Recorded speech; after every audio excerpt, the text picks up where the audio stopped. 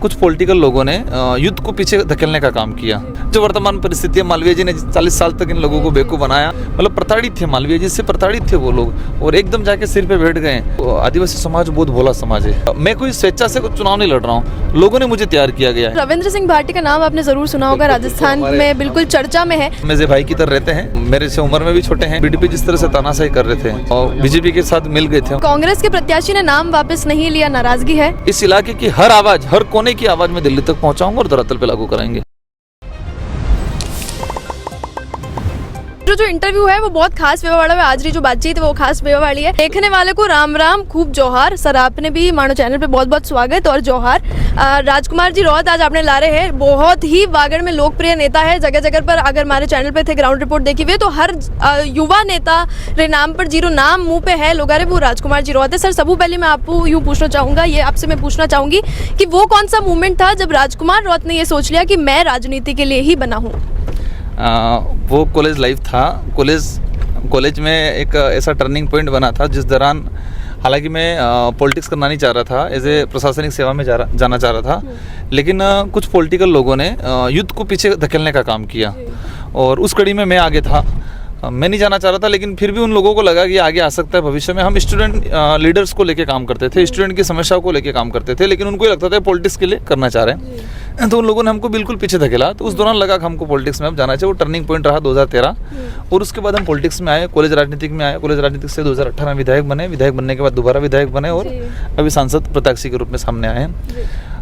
वर्तमान जो परिस्थितियां है, यूथ काफ़ी अग्रेसिव तरीके से हमारे साथ लगा हुआ है और यूथ को काफ़ी हमसे उम्मीदें है कि ये बंदा कुछ न कुछ करेगा, ये विचारधारा अच्छा कुछ करेगा, और मैं आश्वस्त खुद पे मतलब कॉन्फिडेंस है कि हम बेहतर करने की कोशिश करेंगे और हो जाएगा। जी बिल्कुल। फैन फॉलोइंग की तो सर मैं बिल्कुल नकार सकती ही नहीं हूँ, क्योंकि बहुत हैवी रूप में मैं देख रही हूँ। सोशल मीडिया ले लो या रियल लाइफ ले लो, दोनों ही तरफ। एक और चीज़ मैं पूछना चाहूँगी सर, आदिवासी कम्युनिटी की आप बात करते हुए नजर आते हैं और उसी क्षेत्र में जो है आदिवासी बहुल्य क्षेत्र है जहाँ से आप सांसद प्रत्याशी भी हैं, तो मैं पूछना चाहूँगी सर आदिवासी कम्युनिटी को आप कैसे परिभाषित करेंगे सर? देखो, आदिवासी समाज बहुत भोला समाज है, बहुत सीधा साधा समाज है, ईमानदार स्वाभिमानी समाज है, और उसी चीज़ का आज़ादी के बाद पॉलिटिक्स लीडरों ने इसका दुरुपयोग किया, लोगों को इमोशनली ब्लैकमेल किया और सत्ता में बने रहे, और जब उनको चुनाव की ज़रूरत, वोटिंग की ज़रूरत पड़ती है उस दौरान वापस आते हैं, लेकिन यहाँ पर डेवलप को लेके, संवैधानिक प्रावधान को लेके किसी प्रकार का कोई काम नहीं किया।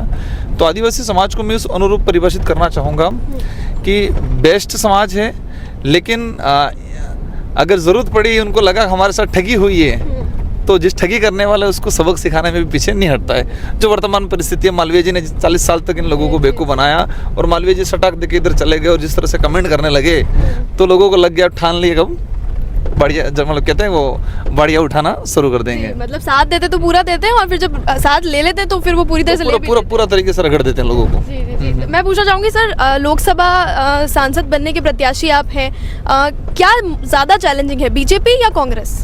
नहीं, सबसे ज़्यादा चैलेंजिंग तो हमारी वर्तमान देखा जाए तो यहाँ पर कोई चैलेंजिंग नहीं है। बीजेपी भी चैलेंजिंग नहीं है। बीजेपी के लीडरों के साथ, बीजेपी के कार्यकर्ताओं के साथ भी अनहोनी हुआ है, क्योंकि जिस बीजेपी के पदाधिकारी ने 25-30 साल तक इस व्यक्ति के खिलाफ लड़ा, बीजेपी के कई कार्यकर्ता और नेताओं को, बेचारे आम कार्यकर्ताओं को भी उन्होंने बहुत बुरी तरह से मारपीट किया, मतलब प्रताड़ित थे, मालवीय जी से प्रताड़ित थे वो लोग, और एकदम जाके सिर पे बैठ गए। तो उनको भी लगा कि जिस व्यक्ति के खिलाफ हम इतना मोर्चा संभाला, इस व्यक्ति के खिलाफ लड़े, आज अचानक हमारे सर पे आके बैठ गया, तो उनको भी लग रहा है कि गलत हुआ है। तो वो लोग भी, कई लोग हमारे साथ हैं, इसलिए ऐसे यहाँ पर जो स्थिति बनी हुई है, सच्चाई और झूठ की लड़ाई है। जिस व्यक्ति ने धोखा किया है, जिस व्यक्ति ने लोगों की भावनाओं के साथ खिलवाड़ किया है, तो सबके लग गया है कि ये व्यक्ति खुद के लिए कर रहा है, और आज मुझे इसलिए साथ दे रहे हैं कि ये व्यक्ति स्वयं के लिए नहीं, जनता के लिए कर रहा है। और मैं कोई स्वेच्छा से कुछ चुनाव नहीं लड़ रहा हूँ, लोगों ने मुझे तैयार किया गया है, और लोग मुझे तैयार किया है तो अवश्य जिन लोगों ने मुझे तैयार किया तो वो मुझे जिताएंगे भी। सही जी। एक और चीज़ सर, रविंद्र सिंह भाटी का नाम आपने ज़रूर सुना होगा, राजस्थान में बिल्कुल चर्चा में है। लोग उनके साथ आपको भी देखते हैं कि वो एक तरह से निर्दलीय प्रत्याशी हैं, आप बाप के फाउंडर हैं, बाप पार्टी से ही चुनाव लड़ रहे हैं, तो एक आकलन आप दोनों के बीच में, कंपैरिजन आप दोनों के बीच में किया जा रहा है, इस पर आपकी क्या टिप्पणी रहेगी? देखो, मेरे विधानसभा के मित्र हैं, ये पहली बार विधानसभा में आए हैं, हमारे दोनों की बातचीत होती रहती है। पहली बार जब विधानसभा में आए, क्योंकि मैं सीनियर था, तो काफ़ी बार उन्होंने मेरे से सलाह मशूरा किया, और हम एज ए भाई की तरह रहते हैं। मेरे से उम्र में भी छोटे हैं और पहली बार आए हैं, मेरा सेकंड टाइम हुआ है। तो हम लोग मिल के काम करते हैं और मुझे उनकी जो आइडियोलॉजी है, उनकी जो सोच है, उस पर मुझे हमें भी गर्व है और हम लोग मिल के राजस्थान के आने वाले समय में लीडरशिप करने का काम करेंगे राजस्थान की आम जनता के हित में। बिल्कुल सर। जब बीटीपी छोड़ दिया, क्योंकि बीटीपी से आप पहली बार विधायक बने थे, जब बीटीपी छोड़ दिया और उसके बाद खुद की पार्टी बनाई भारतीय आदिवासी पार्टी, तो क्या सोचा था कितना रिस्पांस मिलेगा और अभी जो रिस्पांस मिल रहा है उसको कंपेयर करेंगे तो क्या ऐसा सोचा था कि इतना भारी रिस्पांस मिलेगा? हमने काफ़ी कुछ सोच रखा था। बीटीपी जिस तरह से तानाशाही कर रहे थे और बीजेपी के साथ मिल गए थे, हमें लग गया था, इसलिए हमने नई पार्टी बना ली और उम्मीद की थी 6 से 7 सीटें निकलेगी, लेकिन फिर भी 3 सीटें और एक मध्य प्रदेश में 4 सीटें निकली। एक उम्मीद के अनुरूप बेस्ट परिणाम मिला है और आने वाले समय में भी अच्छी मतलब अभी जो लोकसभा में भी हमको अच्छा परिणाम मिलेगा। जी, तो मतलब लोकसभा में भी जो है भारतीय आदिवासी पार्टी पूरी तरह से कमाल करने वाली है इस बार। वागड़ की जनता की ऐसी कौन सी 3 मेजर परेशानियां जिन पर आप काम करना चाहते हैं और वागड़ की जनता उन 3 मुद्दों से काफ़ी परेशान है? देखो, सबसे पहली जो समस्या है एजुकेशन की। एजुकेशन नहीं होने की वजह से यहाँ के लोग कंफ्यूज रहते हैं, यहाँ के लोग गुमराह हो जाते हैं। पॉलिटिकल लोगों ने जिस तरह से इनके साथ मेंटली डैमेज किया है, लोगों को सही गलत क्या है वो समझने का अवसर ही नहीं दिया। तो हमारी सबसे बेस्ट प्रायोरिटी रहेगी हम लोगों को बेस्ट एजुकेशन दे ताकि जनता सही गलत का फैसला कर सके।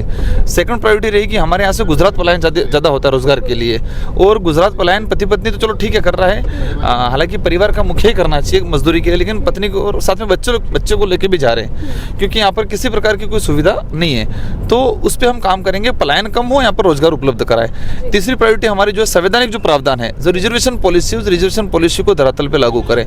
इन 3 चीज़ों पर हम काम करेंगे। कांग्रेस के प्रत्याशी ने नाम वापस नहीं लिया, नाराजगी है? नहीं, देखो, कांग्रेस का प्रत्यक्ष ऐसे महेंद्र जी मालवीय जो बीजेपी के जो हैं उनकी तरह प्लांटेड था और वो ऐसे बीजेपी के फायदा पहुंचाने के लिए काम कर रहे हैं वर्तमान में। मैं सर आपसे पूछना चाहूंगी कि राहुल गांधी जो है कांग्रेस के बड़े नेता, वो लगातार जातिगत जनगणना की बात करते हैं, उस पर आप समर्थन रखते हैं कि नहीं रखते? बिल्कुल, देश के अंदर जातिगत जनगणना होनी चाहिए ताकि पॉपुलेशन के आधार पर भाई हमको पता ही नहीं देश के अंदर किस टाइप के लोग हैं, किस एज के लोग हैं, किस कम्युनिटी के लोग हैं। अगर वही नहीं पता है तो हम प्लान क्या बना पाएंगे, योजना क्या बना पाएंगे? तो जब तक हमें ये नहीं पता चलेगा किस किस कम्युनिटी के किस किस कैटेगरी के कितने लोग हैं, तब तक हम किसी प्रकार का प्लान नहीं बना पाएंगे। इसलिए बेस्ट चीज़ है और हम इसका समर्थन करते हैं। आपके विधायक वाले कार्यकाल में ऐसे कौन से मेजर काम रहे जिनकी वजह से आप में आज इतना कॉन्फिडेंस है और उसी की वजह से आप लोगों के बीच में जाकर ये कह रहे हैं कि मुझे लोकसभा तक भेज दिया जाए? बहुत सारे ऐसे काम रहे हैं जो मैं आपको गिना नहीं सकता और जिसका परिणाम 84 की जनता ने मुझे 70,000 वोटों की लीड देके जिताया है। फिर भी सर कुछ अगर आप बताना चाहें जो मैंने एजुकेशन के क्षेत्र में बेस्ट काम किया, स्कूलों के अंदर फर्नीचर देने का, टेबल कुर्सी देने का, भवन बनाने का, बच्चों को मोटिवेशन करने के लिए हवाई यात्रा करके मैंने दिल्ली ले गया, कई यूनिवर्सिटी का विजिट करवाया। सड़कों की जो सबसे ज़्यादा समस्या थी मैंने उस पर काम कराया। कई ऐसे डैम थे, एनीकट थे, उन पर मैंने बेस्ट काम किया। तो काफ़ी चीज़ें हैं, मैंने उस क्षेत्र में काम किया। मैं सबसे ज़्यादा मानता हूँ एजुकेशन पे काम किया मैंने। लोकसभा में जनता को क्या देना चाहेंगे, यही मेरा आखिरी सवाल है। क्या ओपिनियन, क्या कोई भी मैसेज आप लोकसभा में जनता को ये मैसेज देना चाहूँगा कि आज तक इस इलाके का प्रतिनिधित्व जरूर गया, इस इलाके का प्रतिनिधित्व जरूर गया, लेकिन इस इलाके की आवाज़ दिल्ली तक नहीं पहुंची है। इस इलाके की हर आवाज़, हर कोने की आवाज़ में दिल्ली तक पहुंचाऊंगा और धरातल पे लागू कराएंगे। अच्छा, और लोगों से कितनी उम्मीद है इस लोकसभा चुनाव में? लोगों से उम्मीद है, लोग दिल से काम कर रहे हैं और यहाँ के नेता पब्लिक को ढूंढ रहे हैं मीटिंग कराने के लिए और पब्लिक मुझे ढूंढ रही है मीटिंग कराने के लिए। Thank you. आपको बहुत बहुत धन्यवाद सर। राजकुमार जी वहाँ पर जो है बातचीत करी, बहुत सवाल जवाब, बहुत ही पेशेंस ला रहे, कम वक्त होता तक भी आपने जो है राजकुमार जी रोत दिया है। सर लोग बहुत बोल रहे हैं कि आप बहुत जमीन जुड़िया तक का नेता हो, लोगों को बातचीत करो और आज यह चीज़ मैं देख भी ली है, चैनल पे बातचीत करवाते। बहुत बहुत आप धन्यवाद सर। और हमारी जो कम्युनिकेशन है आप लोगों ने कैसी लगी कमेंट में हमारे जरूर बता दीजिए। चैनल ने सब्सक्राइब जरूर कर लीजिए। जल को मेवाड़ ला रहे मुँह किंजल और अपने ला रहे राजकुमार जी रोत और कैमरा पर्सन सानी।